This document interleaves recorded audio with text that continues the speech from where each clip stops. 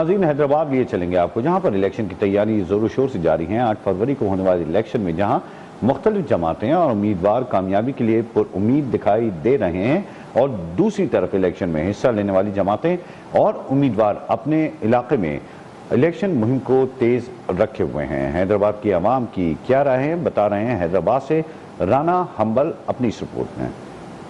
जूं इलेक्शन नजदीक आ रहे हैं, वैसे वैसे हैदराबाद में भी सियासी जमातों और उम्मीदवारों ने अपनी मुहिम को तेज कर दिया है। 8 फरवरी को होने वाले इलेक्शन में वोट के हसूल और कामयाबी के लिए जहां सियासी और मजहबी जमातों के रहनुमाओं ने इलेक्शन की मुहिम को तेज कर दिया है, वहीं हैदराबाद की आवाम ने भी बुनियादी मसाइल का हल और आवाम के लिए काम करने वाली जमात को कामयाब कराने का अंदिया दिया है। सबसे अच्छी हुकूमत वो होती है जो आवाम के लिए सोचे और महंगाई को खत्म करे।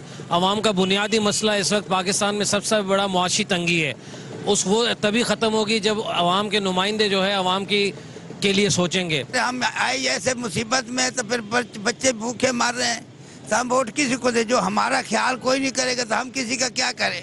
शहरियों का कहना था कि अभी ये फैसला करना मुश्किल हो रहा है कि वोट किसको दिया जाए, लेकिन 2024 के इलेक्शन में उसी जमात को कामयाब बनाएंगे जो शहर और अवामी मफाद के लिए बेहतर साबित हो। कैमरामैन आमिर अली के साथ राना हम्बल, राजपूत न्यूज़।